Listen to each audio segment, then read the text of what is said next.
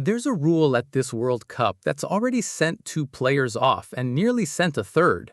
A rule that football's governing body introduced specifically for this tournament, championed by FIFA's own president, and applied with automatic zero discretion force every time the gesture it targets appears on a match official's monitor. And today, UEFA, the body that runs the Champions League, the Europa League, and the Conference League, confirmed publicly that it will not be applying that same rule in any of its competitions. Not a modified version, not with additional conditions attached, simply not adopting it at all. That confirmation, published today by ESPN, is one of the clearest institutional verdicts European football has delivered on any FIFA decision in years. So what exactly is the rule UEFA has just rejected? Why did it exist in the first place? How has it played out across this tournament? And what does UEFA's decision actually tell us about the direction football's governance is heading? Let's break it down properly. Start with the background, because understanding the origin of this rule changes how you evaluate everything that followed. In February of this year, during a Champions League match between Real Madrid and Benfica, Vinicius Jr. accused his opponent Gianluca Prestiani of making abusive remarks during a confrontation. Prestiani covered his mouth with his shirt while speaking. That single gesture made it essentially impossible for officials to establish what, if anything, had been said. The match stopped for over 10 minutes while players reacted and officials attempted to manage the fallout. UEFA eventually found Prestiani guilty of anti-gay conduct rather than the racial abuse alleged and banned him for 6 matches, 3 of which were suspended. The episode exposed a genuine legal and disciplinary gap in how football handles these situations. If a player can simply conceal their mouth at the moment of a confrontation, any subsequent investigation becomes a one-word against another exercise. Evidence disappears in real time. FIFA took that problem seriously. In April, the International Football Board, the body that formally manages football's laws, approved a rule change. Any player using their hand, arm, or shirt to cover their mouth while confronting an opponent would receive a straight red card, with no discretion left to the official to assess context or severity. The covering of the mouth itself would be sufficient. The rule became known almost immediately as the Prestiani Law. Here's where things get interesting. The rule sounds straightforward, but applying it in practice at a World Cup across dozens of matches in the compressed, high-intensity environment of a knockout tournament has produced outcomes that have exposed its weaknesses far more quickly than anyone expected. First came Miguel Almirón during Paraguay versus Turkey on June 20th, a confrontation near midfield, a brief exchange with his opponent. Almirón's hand moved toward his mouth while he spoke. Referee Cesar Ramos consulted the VAR. The replay confirmed the gesture. Almirón became the first player in World Cup history to receive a red card for covering his mouth. Paraguay played the final half with 10 men. They still won, but the gesture that earned the dismissal had nothing to do with the match's result, and several pundits questioned whether the automatic nature of the punishment was proportionate to what anyone could actually establish had happened. Then came Ecuador's Piero Hincapié during a separate group stage fixture. Another confrontation, another gesture, another red card. 2 players sent off at this World Cup for covering their mouths. No other major tournament has produced a single one before this month. But that's only part of the story, because what happened in England's match against Ghana during the group stage added the most damaging element of all to this particular controversy. Jude Bellingham was spotted covering his mouth while speaking to Ghana's Jordan Ayew.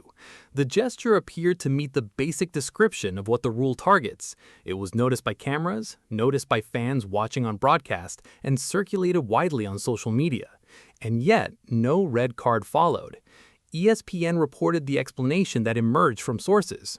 It was determined that Bellingham's gesture was not in a confrontational manner.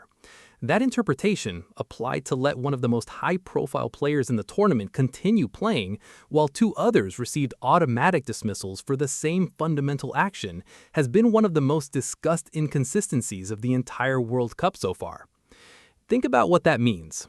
a rule introduced specifically to eliminate subjective interpretation, to create a clear binary outcome that referees couldn't fudge, was applied in one way to Miguel Almirón, in the same way to Piero Hincapié, and differently to Jude Bellingham. The rule's stated purpose was to remove the ambiguity that made the Prestiani situation so difficult to resolve. Instead, it introduced new ambiguity of its own, specifically around what counts as confrontational enough to trigger the automatic punishment. That distinction is now being made by officials in real time, under tournament pressure, with VAR reviewing the footage. UEFA made its position clear today, and it went further than just the mouth-covering rule. In the same announcement, UEFA confirmed it is also not adopting the automatic red card for players who leave the pitch and protest against the refereeing decision.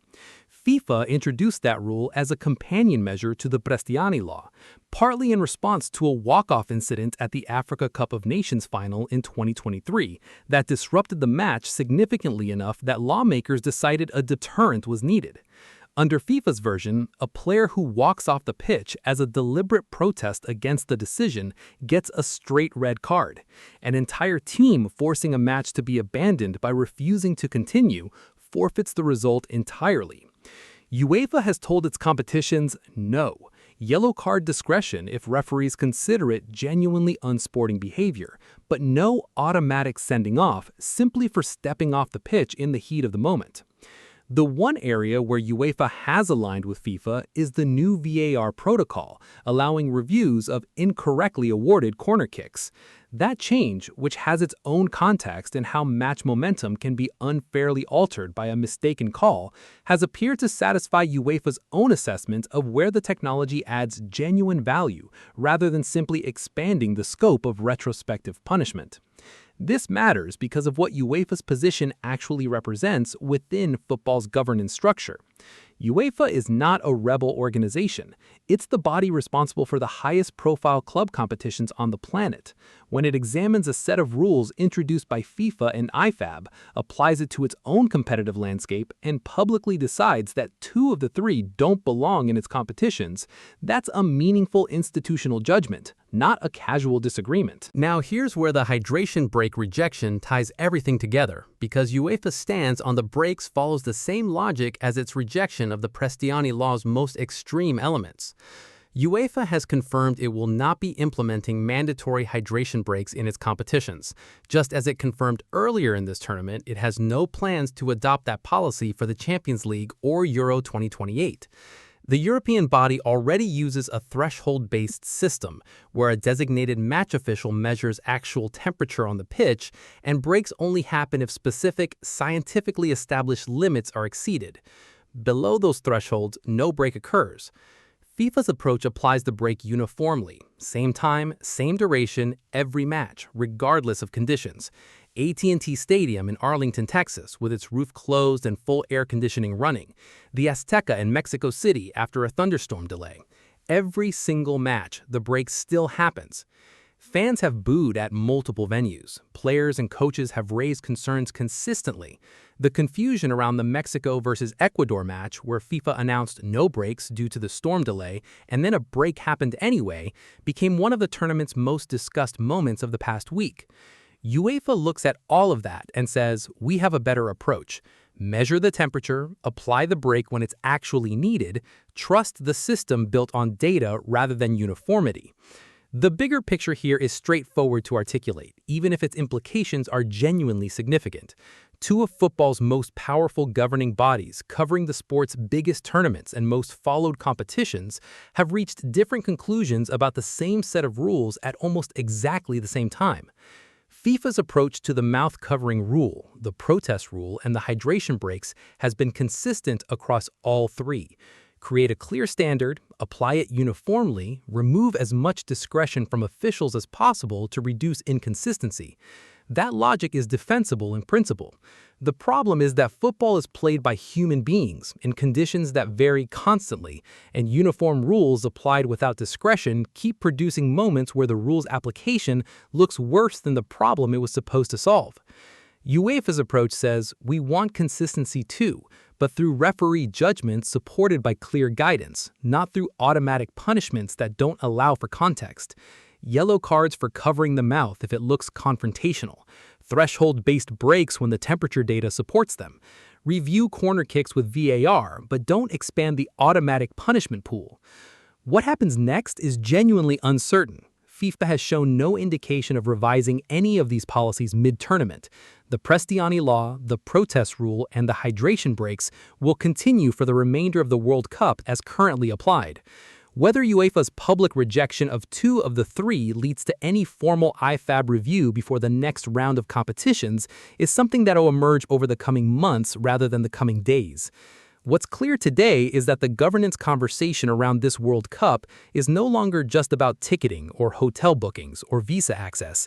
It's about the laws of the game themselves, about who gets to decide what football looks like on the pitch, and about whether the direction FIFA is taking with these rule changes has the full support of the continental bodies who actually run the sport week to week, season after season. What do you think? Does UEFA's rejection of the automatic mouth cover red card feel like the right call, given what we've seen with Almiron, Nketiah, and Bellingham this tournament?